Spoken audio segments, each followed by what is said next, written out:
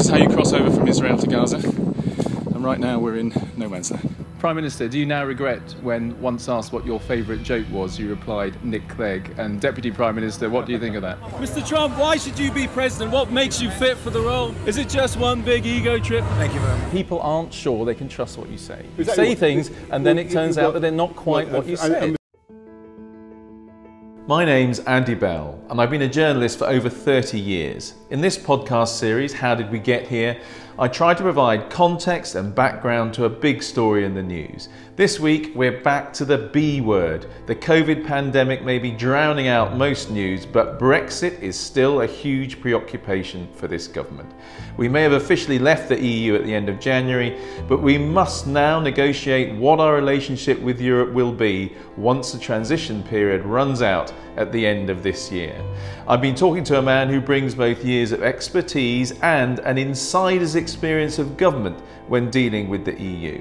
Raoul Ruparel was an expert analyst on Britain and the EU before being plucked by the government to be special advisor at the newly formed Department for Exiting the European Union. And then he was transferred to Downing Street to be special advisor to Theresa May.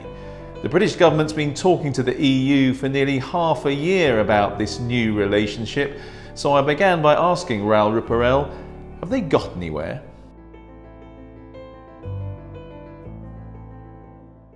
So I think they have made some progress, not least in understanding each other's positions and testing each other's positions.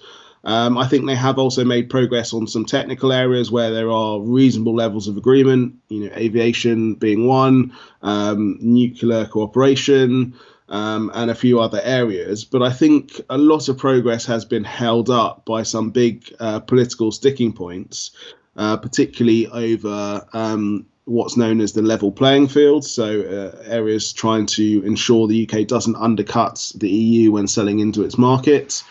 But also on areas such as fishing and the overall governance of the agreement. These big political sticking points have really made compromise and progress on the key parts of the agreement, mainly the FTA, the free trade agreement, quite difficult. OK, well, look, we'll come back and we'll pick away at some of those individually. But is it significant that at one stage the UK government was saying, look, if we haven't decided we're getting anywhere by the end of June, we'll just walk away at that point? And the fact is, both sides have said, no, we're going to have even intensive negotiations now going into July. Do you think that's significant? Yes, I think that is a positive, certainly. I mean, it could have been that, we got to June, July, as you say, and both sides sort of didn't see enough progress, walked off in a bit of a huff and, doubled down on no deal preparations. But thankfully, we've not seen that, as you say. We've seen both sides agree to intensify negotiations over the coming months and work towards getting a deal. So in that sense, the recent conversations and the recent high-level conference have not been as bad as some people have made out. But obviously, the real question is, what progress can be made in those talks if they haven't bridged their big political differences. Well, let's talk about fishing first of all, because everyone, in a sense, that should be a reasonable kind of a sort of discrete problem to be fixed. But just spell out for us what the difficulty is there, what the gap is between the two sides. Sure. Well, the EU side is looking for something that looks very much like the status quo. So basically a permanent settlement that allows, ongoing access for EU fishing fleets to UK waters and ongoing shares of quotas of fish caught in UK waters. Whereas the UK is taking a very different approach and wants to have annual negotiations over that access and those quotas. So that they can be renegotiated every year. And also there is an element of concern about the existing quota rights that some EU fishermen have, and they're concerned that they'll see a drop off at the end of the year going from having large quota shares to nothing. And so a question of whether those should be grandfathered over time. Sorry, what's grandfathered as in, what does that mean? So tapered, sorry. So they obviously have a large share of the quota now, and there's a view that was agreed to in terms of certain expectations of how long they would have access to that quota and those that share of fishing. And so by stepping it down over time rather than just saying it drops off entirely at the end of the year, it might make an agreement slightly easier to reach and might manage the transition from the current system to the new system after the end of the transition period. I mean, does the UK have quite a good case here? Because on the face of it, it looks as if the EU is basically saying you may be leaving, but we really want you to stick with the common fisheries policy, sort of as if you were still a member. I mean, on the face of it, Britain has a right to say, well, we're not in it anymore. We want to be like Norway, an independent coastal state. It can't carry on just like it was before. Yeah, I think that's fair. I think this is one area where the UK does have a slightly stronger case, and where I think the EU knows that its position is not particularly credible, because, as you say, it does basically look to keep the common fisheries policy or the status quo. And there are actually signs of Michel Barnier and others accepting that and showing signs of movement to try and move to a slightly more realistic position. I think that on the flip side, while Norway does have annual negotiations and move that way with the EU, obviously they do have tariffs on fisheries products as well. And so I think the UK, there is no precedent for sort of zero tariffs on fisheries and related products, and also annual negotiations. So in that sense, the UK is slightly different. But, for the most part, you're right that I think the EU knows that its current position is asking a bit too much, and it's going to have to make the first move and the first shift in this area. I mean, is there a possibility of doing a separate deal on fishing, or is it always been the idea that fishing would be something where Britain might gain something in the bigger picture by making concessions on fishing? Or is the idea that you try and negotiate these things separately? So I think, the UK might have been open to doing a separate fishing deal, but the EU has made clear throughout, the negotiations, I think even since its first guidelines, back in 2017, that, fishing has to be linked into the overall agreement and the wider trade agreement. And it believes there's a clear link between the two. Not least because, as I said, there is an expectation of zero tariffs on all products, including fisheries products. And so, the two, for that reason, I think it's quite hard at this moment to see it being carved out. And I think the EU is trying to keep it linked because it feels fishing is an area where the UK actually does have some leverage, given the EU wants access to the UK's fishing waters. Whereas by keeping it tied into the wider economic agreement, I think the EU feels it can then play fishing off against other elements. Holding back progress in other areas until it's secured a more favourable deal, perhaps in fishing. So that's why I think it's unlikely we'll see it carved out at this stage.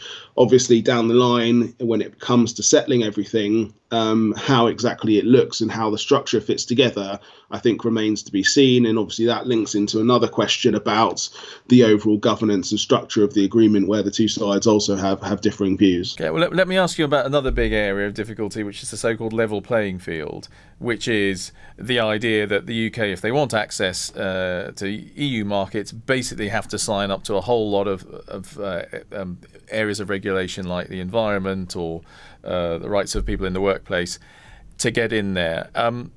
That's obviously a big problem.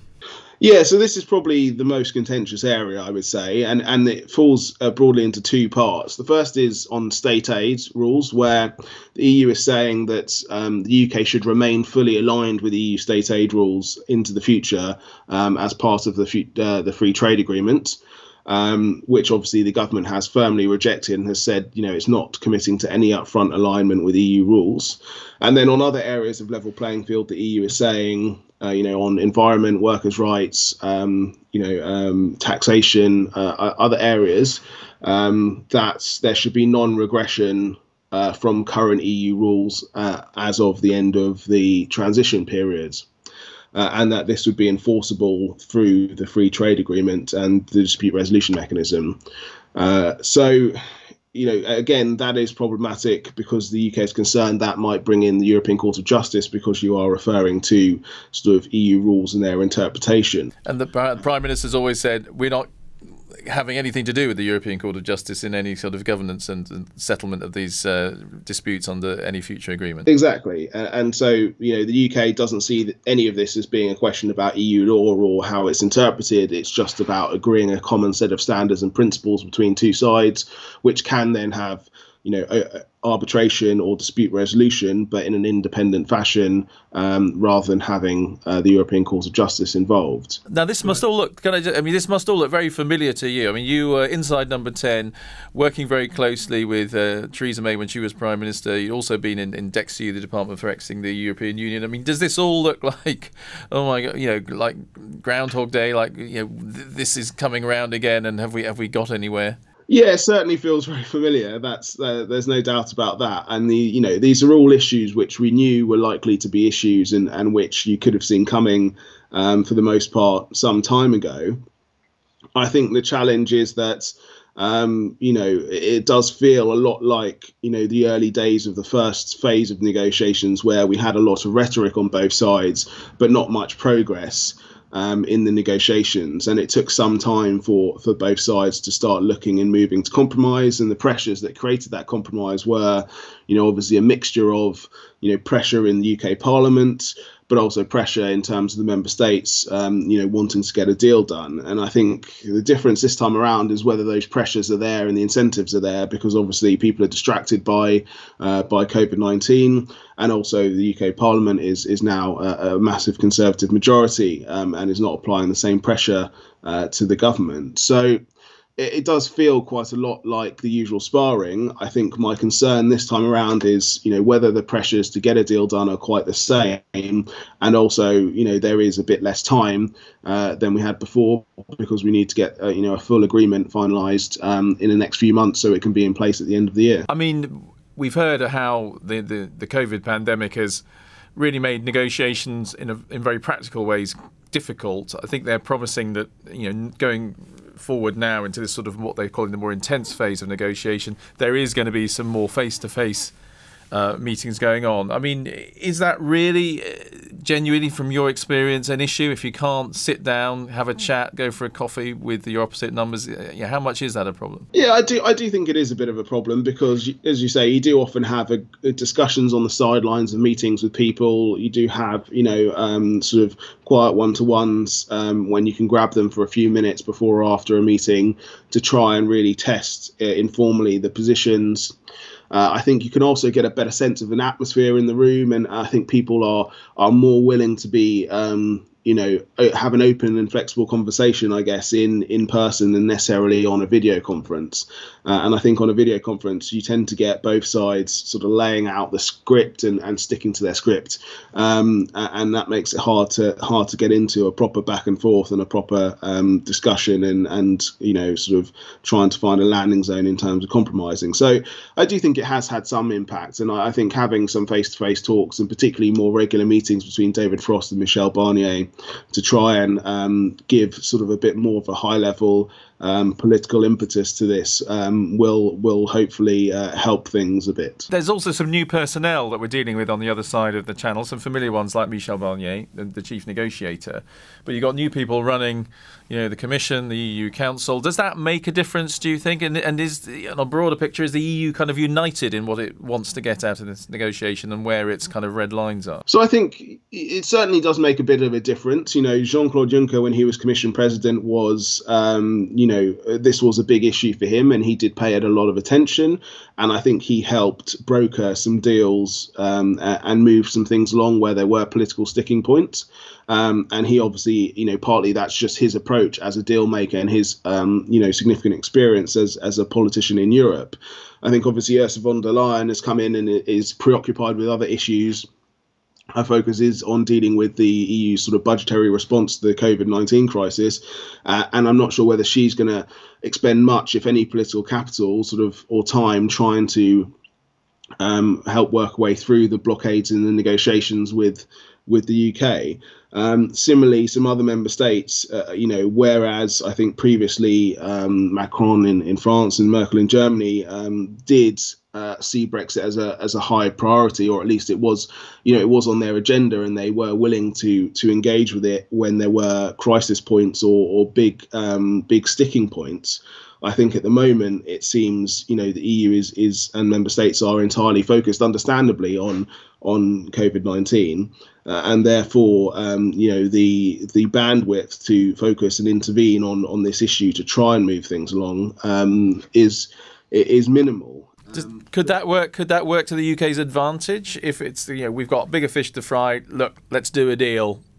Could it work that way? It's certainly possible, and I think in some cases actually we've seen interventions from the member states being unhelpful because for example a couple of weeks ago we saw Michel Barnier starting to show a bit of flex on fishing, and then he had a meeting with the fisheries ministers of 11 member states who toughened up his line rather than leaning into the flexibility he'd been showing. So it's possible that could actually lead to a bit more flex, but it remains to be seen. I think even then.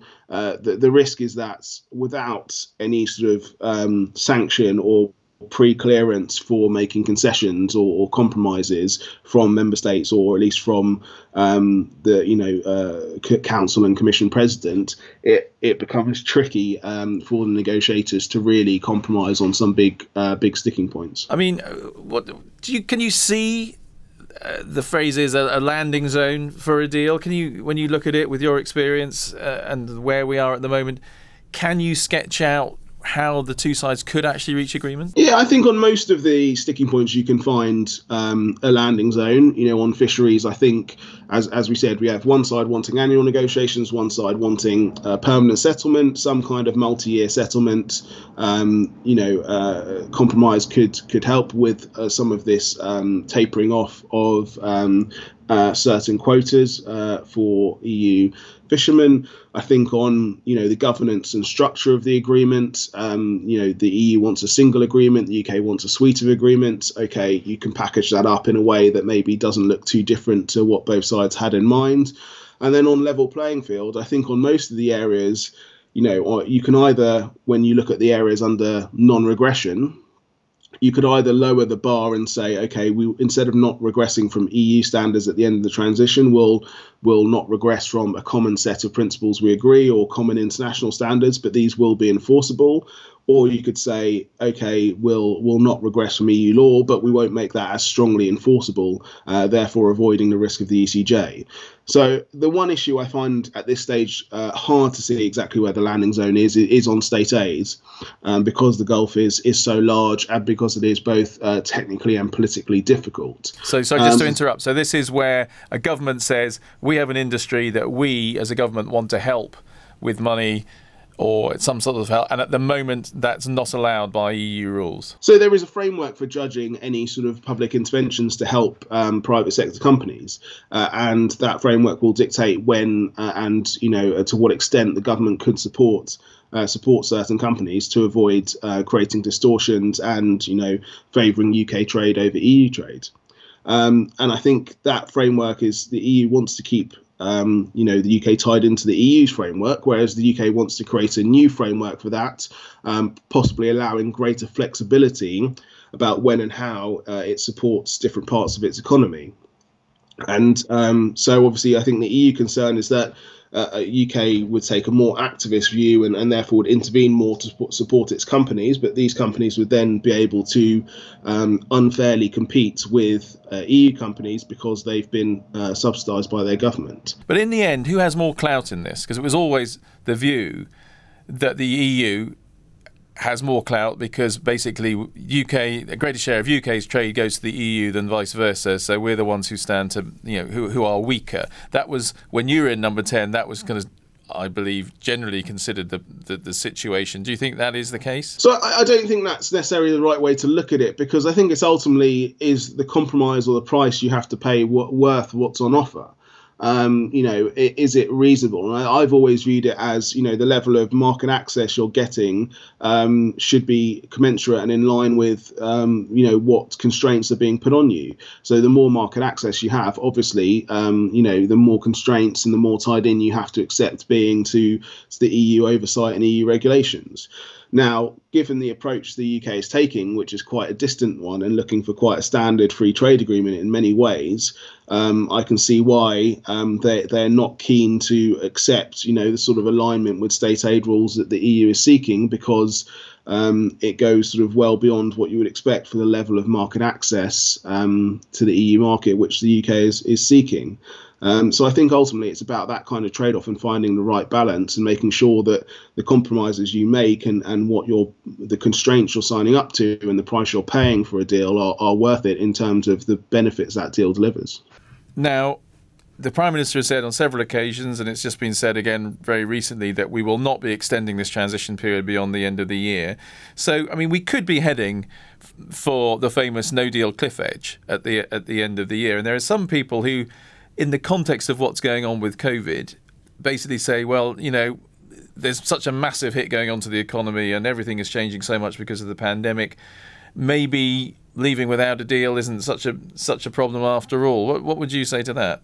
Well, I would say, look, it's certainly true that the two interplay together, and that, you know, if you look at both as demand and supply shocks to the economy, the demand shock you've got from COVID-19 outweighs anything you would have expected to see from Brexit, and therefore makes any demand shock from, you know, leaving the transition period at the end of the year without a deal basically insignificant.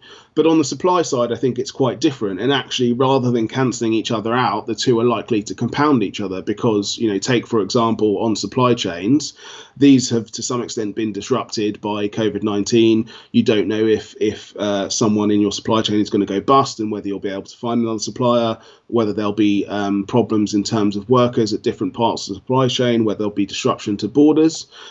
These all add costs to your supply chain and make it more complex to manage. Brexit, on the other hand, institutes new barriers, new borders in the supply chain. You may have tariffs, but you'll certainly have, you know, new customs processes, new documentation, more delays at certain borders. And these are certain things and they're permanent. And they also add costs to the supply chain. So, in fact, you're probably going to have, you know, a double whammy at the end of the year, potentially, if there is a no-deal Brexit, of these additional costs within your supply chain, as well as the additional disruption and costs from COVID-19. And those two will compound each other rather than cancel each other out. So what do you think the percent, I hate to do this to you, what do you think the percentage chance of a deal before the end of the year are? I mean, it's very close. As you say, it's hard to put percentage on these things. If I had to put a percentage, I'd say, you know, 50 to 60% chance of a deal, but, you know, 40 to 50% chance of there not being a deal. So it's, you know, it's quite touch and go, to be honest, at this stage. We'll have to see how things develop over the next few days following this high-level conference. The intensification of negotiations is good and a positive step. That being said, it doesn't look like we've seen much, if any, movement on the big policy and political issues. And so, you know, it's not clear exactly what the negotiators are going to be getting into in the room if they haven't been giving license to explore these compromises. One thing that maybe will be helpful that you didn't have when you were in number 10 is that there is a government majority, 80, whatever. It'll be harder for, if the Prime Minister comes back and says, look, I've done a deal, there will be people who are unhappy with it, but it will be harder for people within his own party to block it, which is the problem that Theresa May constantly had. Yeah, certainly. It removes one very complex element from this dimension in these negotiations. So you can be relatively assured that if the Prime Minister is able to reach an agreement with the EU that he's happy with, he'll be able to push it through Parliament. So that certainly makes things a lot easier. And actually, you know, as you say, when we were in government, we could see a landing zone with the EU. It's just trying to find one that was also acceptable to Parliament and squaring that circle where, you know, you met what Parliament wanted, but also what the EU was willing to accept. And that obviously in the end proved elusive for our government. But yes, with this majority, it should make it a lot easier. I mean, from what you know of this Prime Minister, do you think he is prepared to go a little bit further to get a deal, or is he temperamentally, philosophically resigned to the idea that that's fine if we don't get one? It's a new world. We'll sally forth, voyage out into the waters of no deal, World Trade Organization terms, and we'll be fine. So I think he does want a deal, contrary to what some have said. I do believe he wants to get a deal done, and I think he is willing to show a flex and compromise on certain things. I just think, you know, if the price for a deal were to align indefinitely with state aid rules and accept basically the same deal on fishing as now, I don't think that's a price he'd be willing to pay. But if there is, you know, some compromise on those from the EU, then I think he is likely to be willing to compromise on other areas and therefore to get a deal done. So, you know, I do think I do think he wants a deal, but obviously he's not going to get a deal, willing to get a deal at any price, as it were. Raoul Ruparel, thank you very much for talking to us for this edition of How Did We Get Here? Brexit never went away. It's still there, and we're going to be talking about it for a while. But thanks very much indeed. Thank you. Raoul Ruparel offering some hope that we could still get a deal with the EU by the end of the year. If you have thoughts on this or ideas for other podcasts, you can contact me on andy.bell@itn.co.uk. I'm also tweeting at @AndyBell5News. Thank you for listening to this edition of How Did We Get Here? There'll be another along soon.